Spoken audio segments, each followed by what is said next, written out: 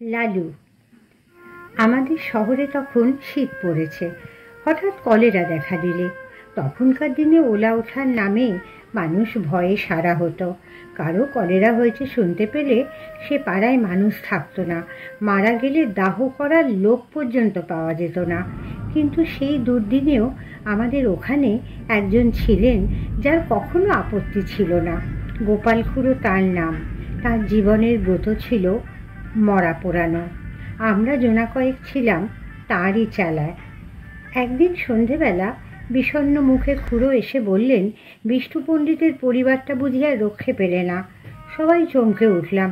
অতি গরিব বিষ্ণু ভট্টাচার্যের কাছে বাংলা স্কুলে আমরা ছেলেবেলায় পড়েছিলাম। নিজে সে চিররুগ্ন এবং চিরদিন স্ত্রীর প্রতি একান্ত নির্ভরশীল। রাত্রি আন্দাজ 8টা, দড়ির খাটে বিছানা সমেত পণ্ডিত গৃহিণীকে আমরা ঘর থেকে উঠোনে নামালাম।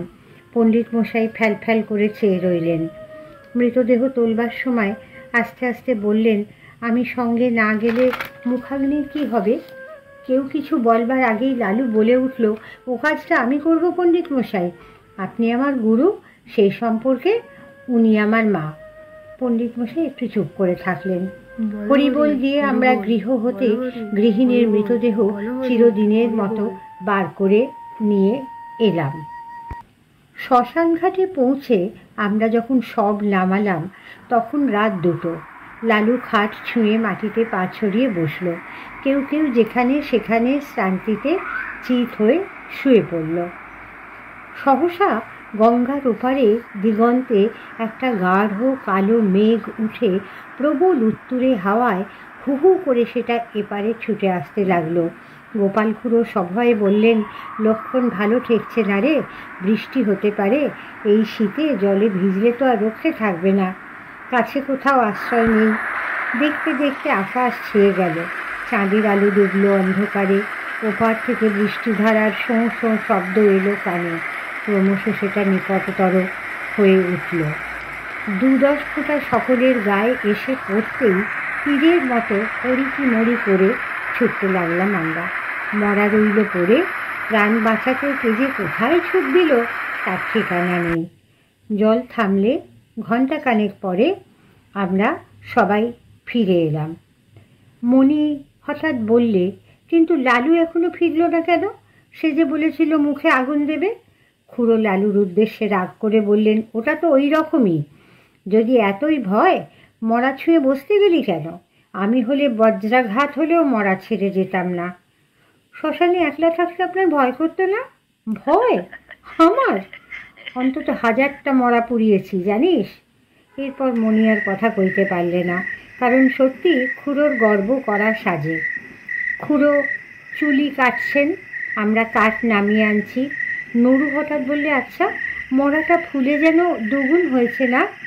খুড়ো জবাব দিলেন, ফুলবে না, লেপ কাঁথা সব জলে ভিজেছে যে। কিন্তু তুলো জলে ভিজলে তো চুপসে ছোট হয়ে যাবে, ফুলবে তো না। তোর ভারী বুদ্ধি, যা করছিস কর। নরুর দৃষ্টি কিন্তু ছিল বরাবর খাটের প্রতি। সে হঠাৎ থমকে দাঁড়িয়ে বলল, খুড়ো মরা যেন নড়ে উঠল।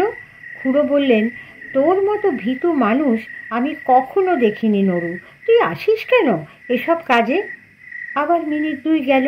এবার মণি হঠাৎ চমকে উঠে 5-7 পা পিছিয়ে দাঁড়িয়ে সভয় বলল, না খুড়ো, গতিক ভালো ঠেকছে না, সত্যি মরাটা নড়ছে। খুড়ো এবার হা হা করে হেসে বললেন, ছোঁড়ার দল, তোরা ভয় দেখাবি আমাকে? নরু বললে, ওই দেখুন আবার নড়ছে। খুড়ো বললে, হ্যাঁ নড়ছে, ভূত হয়ে তোকে খাবে। মুখের কথাটা তার শেষ হলো না। অকস্মাৎ লেপ কাঁথা জড়ানো মরা হাঁটু গেড়ে খাটের ওপর বসে ভয়ঙ্কর বিশ্রী খোনা গলায় চেঁচিয়ে বলে উঠল, না না, নরুকে না, গোপালকে খাবো। ওরে বাবা রে! আমরা সবাই মারলাম ঊর্ধ্বশ্বাসে দৌড়। গোপাল খুড়ো দৌড়তে না পেরে ঝাঁপ দিয়ে পড়লেন গঙ্গার জলে। সেই কনকনে ঠান্ডা এক বুক জলে দাঁড়িয়ে দাঁড়িয়ে চেঁচাতে লাগলেন, বাবা গো, গেছি গো, ভূতে খেয়ে ফেললে গো, রাম রাম রাম রাম রাম রাম। এদিকে সেই ভূতও তখন মুখের ঢাকা ফেলে দিয়ে চেঁচাতে লাগলো, ওরে নির্মল, ওরে মনি, ওরে নরু, পালাস নে রে, আমি লালু, ফিরে আয়, ফিরে আয়। লালুর কণ্ঠস্বর আমাদের কানে পৌঁছলো। নিজেদের নির্বুদ্ধিতায় অত্যন্ত লজ্জা পেয়ে সবাই ফিরে এলাম। গোপাল খুড়ো শীতে কাঁপতে কাঁপতে ডাঙায় উঠলেন। লালু তার পায়ের ধুলো নিয়ে সলজ্জে বলল, সবাই জলের ভয় পালালো, কিন্তু আমি মরা ছেড়ে যেতে পারলাম না, তাই লেপের মধ্যে ঢুকে পড়েছিলাম। খুড়ো বললেন, বেশ করেছো বাবা, খাসা বুদ্ধি করেছো। এখন যাও, ভালো করে গঙ্গা মাটি মেখে চান করবে। এমন শয়তান ছেলে আমি আমার জন্মে দেখিনি।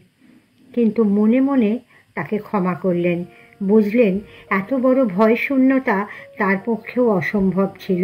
এই রাতে একাকী শ্মশানে কলেরার মরা, কলেরার বিছানা, এসব সে গ্রাহ্যই করল না।